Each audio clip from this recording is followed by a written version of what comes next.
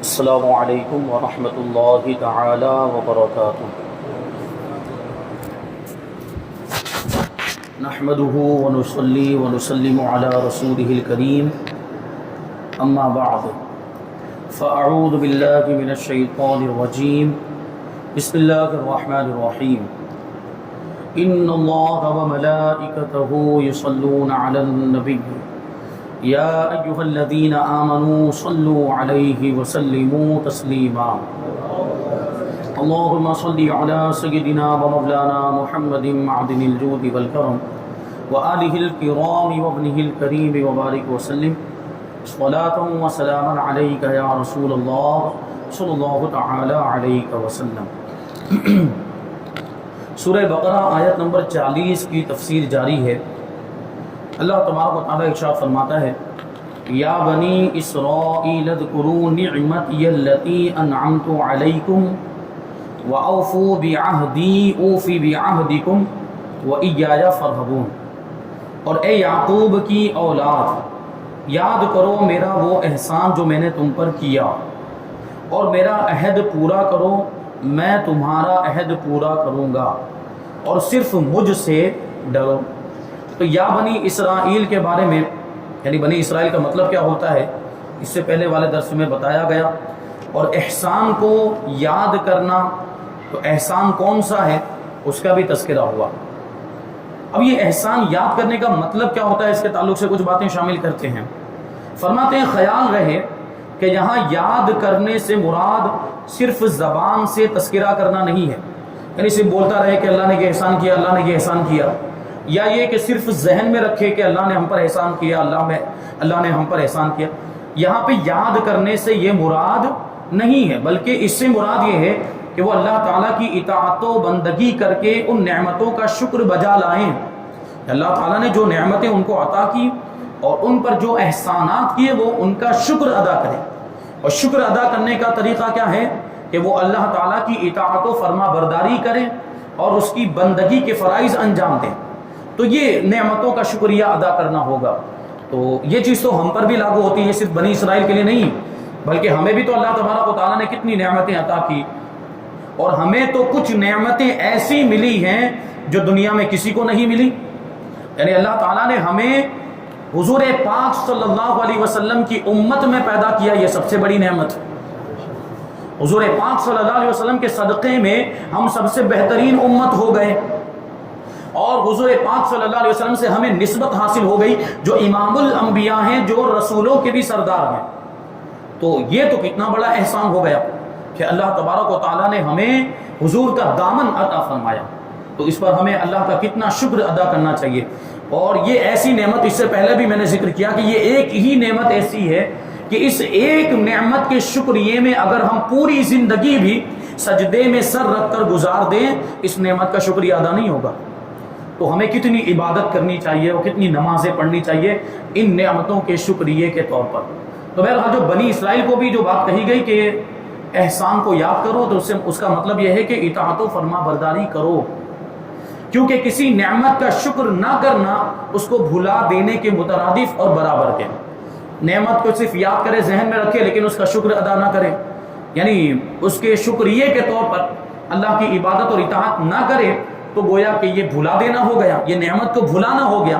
تو اب ہم بھی غور کریں کہ ہم نے کتنی نعمتوں کو بھلا دیا، یعنی ان نعمتوں سے ہم فائدہ اٹھا رہے ہیں۔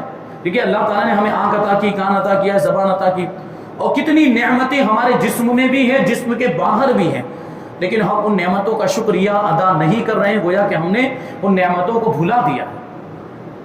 تو غور کریں کہ دنیا میں کچھ ایسے لوگ بھی ہیں جو معذور ہوتے ہیں، جیسے کچھ لوگ ہیں تو وہ آنکھوں کی روشنی سے محروم ہیں، تو ہمیں یہ دیکھنا چاہیے کہ اللہ نے ہمیں آنکھیں عطا فرمائی تو ہم شکر ادا کریں۔ کچھ لوگ ایسے ہیں جو کانوں کی سماعت کی قوت سے محروم ہیں، تو ہمیں اس پر بھی غور کرنا، یعنی دنیا کے معاملات میں اور دنیا کی چیزوں میں ہمیں اپنے سے نیچے والے کو دیکھنا چاہیے۔ جیسے مال و دولت، روپیہ پیسہ وغیرہ، یہ بھی چیزیں، تو اس میں بھی ہمیں اپنے سے نیچے والے کو دیکھنا چاہیے۔ یعنی اگر اللہ تبارک و تعالیٰ نے ہمیں روزی عطا فرمائی، آسانی کے ساتھ ہم روزی حاصل کر لیتے ہیں اور الحمدللہ ہمارے کھانے پینے کا انتظام ہو جاتا ہے، کھاتے پیتے گھر سے ہمارا تعلق ہے، تو پھر ہمیں دیکھنا چاہیے ان لوگوں کو کہ جن کو 2 وقت کی روٹی بھی میسر نہیں آتی، جو بھوکے رہتے ہیں اور کئی کئی دن کے فاقے ہو جاتے ہیں، جن کو لوگوں کے سامنے ہاتھ پھیلانا پڑتا ہے، تو ہم یہ دنیا داری کے معاملات میں اپنے سے نیچے والے کو دیکھیں تو احساس ہوگا کہ اللہ نے ہمیں کتنی اچھی حالت میں رکھا ہے. اس سے تو بہتر ہے کہ ہم جس کو کھانا نہیں مل رہا، اس سے تو ہم بہتر ہے کہ ہمیں کھانا مل رہا ہے. اور ایسے بہت سے لوگ ہوں گے جو لنگڑے ہیں، لولے ہیں اور اپاہج ہیں، تو ان کو دیکھ کر ہم اپنے رب کا شکر ادا کریں کہ اللہ نے ہمیں اعضاء کی سلامتی عطا فرمائی، اللہ نے ہمیں تندرستی عطا فرمائی، صحت عطا فرمائی. بیماروں کو دیکھ کر ہم اپنی صحت کو یاد کریں اور اللہ کا شکر ادا کریں. تو دنیا داری کے معاملات میں ہمیں اپنے سے نیچے والوں کو دیکھنا چاہیے، اوپر والوں کو نہیں دیکھنا چاہیے. یعنی یہ نہیں دیکھنا چاہیے کہ وہ مجھ سے زیادہ مالدار ہے تو میں بھی اس کی طرح مالدار بن جاؤں، اس کے پاس اتنی دولت ہے تو میرے پاس بھی ہونی چاہیے، اس کے پاس گاڑی ہے تو میرے پاس بھی ہونی چاہیے، اور یہ وغیرہ کہ وہ اتنا مالدار ہے میں کیوں اتنا مالدار نہیں، اللہ نے مجھے غریب رکھا وغیرہ. یہ ناشکری ہرگز نہیں ہونی چاہیے، بلکہ اپنے سے نیچے والے کو دیکھیں اور ہر حال میں شکر ہی ادا کریں. اور یہ تصور رہے کہ اللہ تبارک و تعالی ہمیں جس حالت میں رکھے ہم اس حالت پر راضی ہیں. اگر کوئی نعمت ملے تو ہم شکر ادا کریں، اور کوئی مصیبت آ جائے تو صبر کریں، تو دونوں میں فائدہ ہے. شکر ادا کرنے میں بھی فائدہ اور مصیبت پر صبر کرنے میں بھی فائدہ ہے. صبر کرنے کی تو کتنی فضیلتیں بیان کی گئی ہے قرآن اور حدیث کے اندر. تو دینداری، اچھا دنیا کے معاملات کے اندر ہمیں اپنے سے نیچے والے کو دیکھنا چاہیے، اوپر والوں کو نہیں دیکھنا چاہیے. اور دینداری کے معاملات میں ہمیں اپنے سے اوپر والے کو دیکھنا چاہیے، نیچے والے کو نہیں دیکھنا چاہیے. کیا مطلب ہوا کہ اگر ہم 1 وقت کی نماز پڑھتے ہیں تو ہمیں ایسے شخص کو دیکھنا چاہیے جو 5 وقت کی نماز پڑھتا ہے، اور اسے دیکھ کر ہمیں سوچنا چاہیے کہ یہ 5 کی پڑھتا تو مجھے بھی پڑھنی چاہیے. اور نیک کام کرتا ہے، کوئی دوسرا شخص بہت اچھے اچھے کام کر رہا ہے تو ہمیں اس کو دیکھ کر متاثر ہونا چاہیے، اثر لینا چاہیے اور انسپائرڈ ہونا چاہیے، اور پھر اس کی طرح عمل کرنے کی کوشش کرنی چاہیے. تو یہ دینداری کے معاملات میں ہمیں اپنے سے اوپر والے کو دیکھنا ہے کہ کون زیادہ متقی پرہیزگار، تو میں بھی اس کی طرح متقی پرہیزگار نہیں، بلکہ میں اس سے زیادہ متقی پرہیزگار بن جاؤں، یہ ہمیں کوشش کرنی چاہیے دینداری کے معاملات کے اندر. کیونکہ کیا فرمایا، فاستبقوا الخیرات، نیک کاموں میں ایک دوسرے سے آگے بڑھنے کی کوشش کرو. صحابہ کرام کے ایسے بہت سارے واقعات کہ ایک دوسرے سے آگے بڑھنے کی کوشش کرتے. حضرت فاروق اعظم کا واقعہ اور حضرت صدیق اکبر کا واقعہ آپ نے سنا ہوگا. جنگ تبوک کے موقع پر فاروق اعظم اپنے گھر کا آدھا سامان لے کر پہنچے کہ آج تو ابو بکر سے آگے نکل جاؤں گا. آدھا اپنے گھر والوں کے لیے چھوڑا اور آدھا حضور کی بارگاہ میں حاضر کرنے کے لیے نکلے تھے کہ آج تو ابو بکر تو غریب ہیں، ان کے پاس تو اتنا مال ہوگا ہی نہیں، تو یہ مال ابو بکر کے مال سے زیادہ ہوگا اور آج میں نیکی میں ابو بکر سے آگے نکل جاؤں گا. لیکن دوسری جانب ابو بکر کا جذبہ دیکھیں کہ وہ آدھا نہیں بلکہ اپنے گھر کا پورا سامان لے کر حضور کی بارگاہ میں حاضر کرنے کے لیے آگے پورا سامان لے کر آئے. تو اگرچہ اب بھی دیکھنے میں اور حساب و کتاب کے اعتبار سے وہ سامان حضرت عمر کے سامان سے کم تھا، لیکن ان کا جو جذبہ تھا وہ فاروق اعظم سے بڑھ کر تھا. اسی لیے فاروق اعظم نے اس وقت کہا تھا کہ میں ابو بکر سے کبھی بھی آگے نہیں بڑھ سکتا. یہ شان ہے کہ صحابہ کرام اس طریقے سے ایک دوسرے سے نیکیوں میں آگے بڑھنے کی کوشش. ہمارے آپ کے مقابلے کائیں میں ہوتے ہیں، دنیا کے معاملات میں ہوتے ہیں. ہمارے آپ کے مقابلے یہ دنیاوی چیزوں کے اندر ہوتے ہیں کہ وہ اتنا مالدار تو مجھے بھی ہونا چاہیے، اس کے پاس گاڑی تو میرے پاس بھی ہونی چاہیے. ان سب چیزوں میں ہمارا مقابلہ اور مسابقت ہوتی ہے. جبکہ ہونا کس میں چاہیے، نیک کاموں میں. وہ نیک ہے تو میں بھی بنوں، وہ نیک ہے تو میں اس سے زیادہ نیک بنوں. وہ 5 وقت کی نماز پڑھتا تو میں بھی پڑھوں. یہ ہونا چاہیے، یہ جذبہ ہونا چاہیے. اس کے پاس اتنا علم ہے تو میرے پاس بھی ہونا چاہیے. فلاں کے پاس ہونا عالم ہے تو مجھے بھی عالم بننا چاہیے، بلکہ اس سے بڑا عالم بننا چاہیے. یہ جذبہ ہونا چاہیے. یہ جذبہ صحابہ کرام کے اندر تھا. اور دینداری کے اندر اپنے سے نیچے والے کو نہیں دیکھنا چاہیے کہ جیسا بھی مثال کے طور پر کوئی آدمی 5 وقت کی نماز پڑھتا ہے، وہ اپنے سے نیچے والے کو دیکھے جو 2 ہی وقت کی نماز پڑھتا ہے کہ یہ 2 وقت کی نماز پڑھتا ہے، میں 5 وقت کی نماز کیوں پڑھ رہا ہوں، میں بھی 2 کی پڑھوں.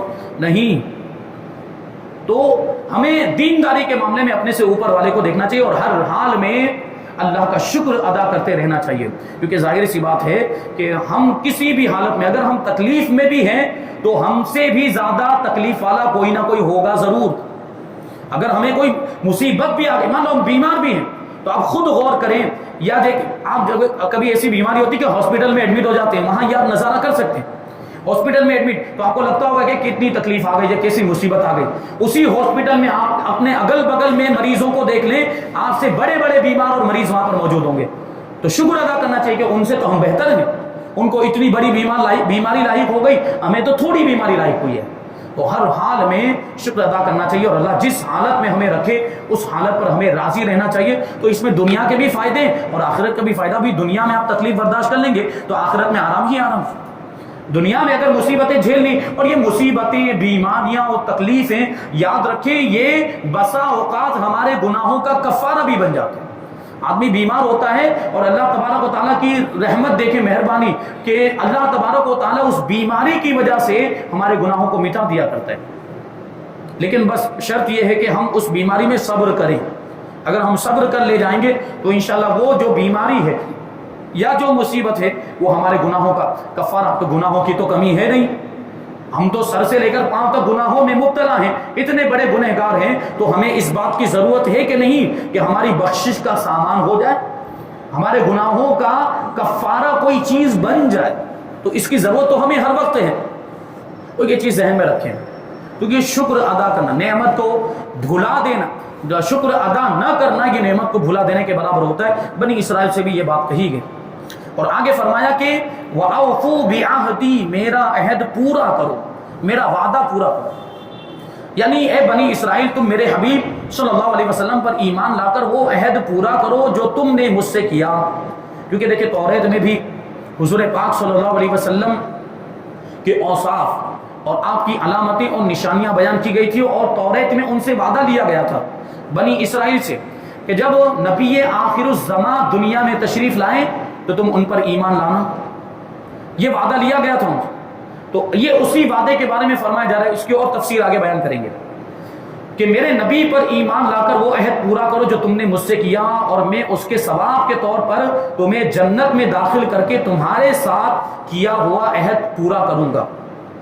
کیونکہ اللہ نے وعدہ کیا کہ جو میرے حبیب پر ایمان لائے گا وہ جنت میں جائے گا، جو حضور پاک صلی اللہ علیہ وسلم کو مانے گا، ان کی تصدیق کرے گا، وہ جنتی ہے. یہ اللہ نے وعدہ فرمایا. تو اب جو اللہ کے وعدے کو پورا کریں گے تو اللہ تبارک و تعالیٰ اپنے وعدے کو پورا کرے گا، یعنی اس کو جنت عطا فرما دے گا. اور یہ بات ہو گئی. اور اپنے عہد کو پورا کرنے کے معاملے میں کسی اور سے ڈرنے کے بجائے صرف مجھ سے ڈرو، کیونکہ اللہ ہی وہ ذات ہے کہ جس سے ڈرنا مناسب ہے. دنیا والوں سے ڈر کے کیا کر لیں گے؟ اسی وجہ سے جو اللہ والے ہوتے ہیں، اللہ کے نیک بندے، وہ صرف اللہ ہی سے ڈرتے ہیں، اور اللہ سے ڈرنے کی وجہ سے پھر وہ کسی دنیا والے سے نہیں ڈرتے. پھر ان کے دلوں میں دنیا والوں کا خوف نہیں ہوتا، کیونکہ جو خدا سے ڈرتا ہے تو اللہ اس کا ہو جاتا ہے، اور پھر اللہ جس کا ہو جائے پھر اس کو کسی بات کا خوف رہے گا، کسی بات کا ڈر رہے گا. ہم اولیاء کرام کی زندگیوں کو دیکھ لیں، وہ کسی بھی انسان سے، کسی بھی پاورفل انسان یا کسی بھی بادشاہ وغیرہ سے نہیں ڈرتے تھے، بالکل خوف نہیں کرتے تھے، اور اس کے علاوہ دوسری مخلوقات سے بھی نہیں ڈرتے. بعض اولیاء کرام کے واقعات آپ نے سنے ہوں گے کہ شیر کی بھی سواری کرتے تھے، شیر پر سوار. ہم تو شیر دیکھے تو ہم بھاگ جائیں، ہم تو ڈر جائیں، کیسے معاملات ہو جائیں گے اگر ہمارے سامنے شیر آ جائے تو. لیکن یہ اللہ والے، وہ شیر بھی ان کا مطیع و فرما بردار، وہ شیر کی سواری کرتے ہیں. بہت سارے ایسے واقعات. غوث پاک رضی اللہ تعالیٰ عنہ کا ایک واقعہ یاد آ رہا ہے کیونکہ ان کا مہینہ ہے تو بات شامل کرتے ہیں. جو اعلیٰ حضرت رضی اللہ تعالیٰ عنہ نے جو ایک شعر ارشاد فرمایا، وہ کیا شعر ہے؟ کیا دبے جس پہ حمایت کا ہو پنجہ تیرا، کیا دبے جس پہ حمایت کا ہو پنجہ تیرا، شیر کو خطرے میں لاتا نہیں کتا تیرا. یہ غوث پاک کا کتا پھر شیر سے بھی نہیں ڈرتا. وہ غوث پاک کا کتا نہیں ڈرتا تو ہم کو کیا ڈرنے کی ضرورت ہے؟ ہم ان کے مرید ہو کر لوگوں سے ڈرتے پھرتے ہیں. تو ہم اپنے دل میں خدا کا خوف پیدا کریں تو یہ دنیا والوں کا خوف نکل جائے گا. اس کے پیچھے کا واقعہ یہ بیان کیا جاتا ہے کہ ایک بزرگ تھے جن کا نام تھا شیخ احمد جام، اور ان کو زندہ فیل بھی کہا جاتا ہے. وہ شیر کی سواری کیا کرتے تھے. جیسے میں نے بھی کہا اللہ کے کچھ ولی ایسے گزرے ہیں جو شیر کی سواری کیا. تو شیخ احمد جام رحمۃ اللہ تعالی علیہ شیر کی سواری کیا کرتے تھے، اور مختلف جگہوں پر پہنچتے، کہیں بھی جاتے تھے، کسی کے پاس بھی جاتے، کسی کے گھر گئے یا کسی ولی کی خانقاہ میں گئے تو ان کا مطالبہ ہوتا تھا کہ میرے شیر کی خوراک کے لیے گائے پیش کی جائے، اس کے کھانے کے لیے ایک گائے پیش کی جائے. تو اب وہ ان کا ایک روبو دبدبہ تھی، ایک ہیبت تھی. وہ شیر لے کر وہی ایک مطلب لوگوں کو مرعوب کرنے کے لیے کافی تھا. وہ شیر ان کے ساتھ ہوتا تھا. تو جب بھی جہاں بھی جاتے تھے تو وہ خود ان کے لیے تو دعوت کا انتظام ہوتا تھا، ساتھ ہی ساتھ ان کے شیر کے لیے بھی لوگ گائے کا انتظام کرتے تھے. وہ شیر گائے کھاتا تھا. بہرحال تو یہی بزرگ شیخ احمد جام ایک مرتبہ غوث پاک رضی اللہ تعالیٰ عنہ کی خانقاہ میں آ گئے. اب غوث پاک تو سردار اولیاء ہیں، ان کا مقام و مرتبہ تو غوث اعظم ہے. بہرحال یہاں بھی انہوں نے مطالبہ کر دیا بھائی ہمارے شیر کے لیے گائے حاضر کی جائے. غوث پاک رضی اللہ تعالیٰ عنہ نے بھی اپنے خادم کو حکم دے دیا یہ ہمارے مہمان ہیں تو ان کا مطالبہ پورا کرنا پڑے گا. بہرحال گائے حاضر کر دی جائے، گائے لے کر پہنچا دی جائے. تو ان کا جو غوث پاک کا جو خادم تھا اس نے جا کر پہلے ان کو اطلاع دے دی کہ غوث پاک رضی اللہ تعالیٰ عنہ کی بارگاہ سے اجازت مل گئی ہے، آپ کے شیر کے لیے گائے حاضر کی جا رہی ہے. تو اب وہ تھوڑا ایسے اکڑے، اپنی نہیں بولتے ہیں فارم میں آ گئے یہ اپنی زبان میں. تو اب کیا ہوا، وہ اکڑ کے کیا بولنے لگ گئے اب ان کی زبان سے الفاظ، ہاں تو حاضر تو کرنی پڑے گی، اچھے اچھے کو حاضر کرنی پڑتی ہے، یہ جملہ بول دیا ہے. اب وہ کس کی بارگاہ میں بول دیا وہ بھی تو دیکھنا چاہیے. غوث پاک کے جنہوں نے کیا فرمایا میرا قدم سارے اولیاء کرام کی گردنوں پر ہے، انہوں نے اب یہ بات کہہ دی. بہرحال وہ جو خادم تھے وہ ایک طرف گائے لے کر چلے، ان کی بارگاہ میں پہنچانے کے لیے وہ گائے کا انتظام کیا اور گائے لے کر جا رہے تھے. تو غوث پاک رضی اللہ تعالیٰ عنہ کی خانقاہ میں ایک کتا رہتا تھا. وہ کتا بڑا ہی پتلا دبلا کمزور، اور آپ کی خانقاہ میں جو لنگر تقسیم ہوتا تھا اس لنگر کی جو ہڈیاں بعد میں جو بچ جاتی تھی اسی پر وہ کتا اپنا گزر بسر کیا کرتا تھا، وہی ہڈیاں کھا کر اپنے دن گزارتا تھا. یہ اتنا کمزور کتا، لیکن کہاں کا کتا ہے وہ دیکھ کر چلے. غوث پاک کی خانقاہ کا کتا ہے، یعنی اس کتے کو غوث پاک سے نسبت حاصل، غوث پاک کی بارگاہ کا کتا ہے. جب کتے نے دیکھا کہ وہ گائے کو لے کے جا رہے ہیں خادم صاحب تو کتا بھی ساتھ میں ہو گیا، وہ کتا بھی ساتھ میں ہو گیا. اور وہ کتا جیسے ہی حضرت شیخ احمد جام رحمت اللہ تعالی علیہ کے شیر کے سامنے پہنچا اور کتے نے جیسے ہی وہ شیر کو دیکھا کتا شیر پہ جھپٹ پڑا، اور دیکھتے ہی دیکھتے دم زدن میں اس کتے نے شیر پر حملہ کر کے شیر کے پیٹ کو ہی پھاڑ ڈالا، وہ شیر مر گیا. سوچنے جیسی بات، کتا کیا شیر کے مقابلے میں اتنا زیادہ طاقتور ہوتا ہے کہ وہ اس کا مقابلہ کر سکے؟ لیکن یہ غوث پاک کا شیر ہے. اس نے کیا کیا کہ وہ جو شیر تھا اس کے اوپر حملہ کر کے کمزور ہونے کے باوجود اس کا پیٹ پھاڑ ڈالا اور اس کو وہیں پر ڈھیر کر دیا. یہ غوث پاک رضی اللہ تعالیٰ عنہ کا کتا، آپ کی بارگاہ کا کتا. اسی کی طرف اشارہ کرتے ہوئے امام کہتے ہیں شیر کو خطرے میں لاتا نہیں کتا تیرا. یہ غوث پاک رضی اللہ تعالیٰ عنہ کی شان، آپ کی بارگاہ میں رہنے والا کتا. تو پھر وہ بعد میں شیخ احمد جام رحمۃ اللہ تعالیٰ کو افسوس ہوا، ان کو اپنی غلطی کا احساس ہوا کہ میں نے یہ صحیح نہیں کیا. غوث پاک کی بارگاہ میں حاضر ہوئے، معافی تلافی، معافی مانگی، معذرت کی، یہ سب معاملہ. تو بہرحال یہ دیکھیں غوث پاک رضی اللہ تعالیٰ عنہ کا واقعہ. تو جو اللہ سے ڈرتے ہیں وہ پھر کسی سے نہیں ڈرتے. تو یہاں بنی اسرائیل سے عہد پورا کرنے کی بات کی گئی کہ تم اپنا عہد پورا کرو تو میں میرا عہد پورا کروں گا. تو اس آیت میں جس عہد کا ذکر ہے اس کے بارے میں ایک قول یہ ہے کہ اس سے مراد وہ عہد ہے جو سورہ مائدہ میں یوں مذکور ہے. اللہ تعالیٰ ارشاد فرماتا ہے وَلَقَدْ أَخَذَ اللَّهُ مِيثَاقَ بَنِي إِسْرَائِيلَ وَبَعَثْنَا مِنْهُمُ اثْنَيْ عَشَرَ نَقِيبًا وَقَالَ اللَّهُ إِنِّي مَعَكُمْ لئن أقمتم الصلاة وآتيتم الزكاة وآمنتم برسلي وعزرتموهم وأقرضتم الله قرضا حسنا لأكفرن عنكم سيئاتكم ولأدخلنكم جنات تجري من تحتها الأنهار فمن كفر بعد ذلك منكم فقد ضل سواء السبيل. ترجمہ کہ بے شک اللہ نے بنی اسرائیل سے عہد لیا یعنی وعدہ لیا، اور ہم نے ان میں 12 سردار قائم کیے، 12 نگہبان سردار. بنی اسرائیل کے اندر 12 بڑے بڑے خاندان تھے، تو ان ہر خاندان کا ایک ایک سردار تھا. وہ آپ نے وہ حضرت موسیٰ علیہ السلام کا واقعہ سنا ہوگا کہ حضرت موسیٰ علیہ السلام کو حکم دیا کہ لاٹھی مارو پتھر پر، کیونکہ پانی کی ضرورت تھی. حضرت موسیٰ علیہ السلام نے اپنا عصا اس پتھر پر مارا تو پتھر سے 12 چشمے جاری ہو گئے تھے. اور 12 چشمے کیوں جاری ہوئے؟ کیونکہ 12 سردار تھے اور 12 جو ہے بڑے بڑے خاندان تھے. تو ہر خاندان والوں نے اپنا اپنا ایک چشمہ مقرر کر لیا کہ یہاں سے ہم پئیں گے. تو وہ 12 سردار تھے اس میں. اور اللہ نے فرمایا بے شک میں تمہارے ساتھ ہوں اگر تم نماز قائم رکھو اور زکوٰۃ دیتے رہو اور میرے رسولوں پر ایمان لاؤ اور ان کی تعظیم کرو اور اللہ کو قرض حسن دو. اللہ کو قرض حسن دینے کا کیا مطلب؟ اللہ کو قرض کی ضرورت ہے؟ اللہ کو کیا ہمارے مال کی ضرورت نہیں؟ یہاں کیا مطلب ہے؟ اللہ کو قرض حسن دینے کا مطلب اللہ کی راہ میں اپنا مال خرچ کرنا. اللہ کی راہ میں جیسے زکوٰۃ ادا کرتے ہیں، صدقہ ادا کرتے ہیں، غریبوں کی مدد کرتے ہیں، یتیموں کی مدد کرتے ہیں، دین کے کاموں میں دیتے ہیں، تو یہ قرض حسن ہے. اللہ تبارک و تعالیٰ اس کے بدلے میں ہمارے مال میں برکتیں عطا فرماتے ہیں. تو اللہ کو قرض حسن دو تو بے شک میں تم سے تمہارے گناہ مٹا دوں گا اور ضرور تمہیں ان باغوں میں داخل کروں گا جن کے نیچے نہریں جاری ہیں. تو اس عہد کے بعد تم میں سے جس نے کفر کیا یعنی اس عہد کو پورا نہیں کیا تو وہ ضرور سیدھی راہ سے بھٹک گیا. تو بنی اسرائیل سے یہ عہد لیا گیا تھا کہ تمام رسولوں پر ایمان لانا، نماز قائم رکھنا، زکوٰۃ ادا کرنا اور اللہ کو قرض حسن دینا، یہ سارے وعدے ان سے لیے گئے تھے. تو یہ وعدہ، اس وعدے کا ذکر ہے.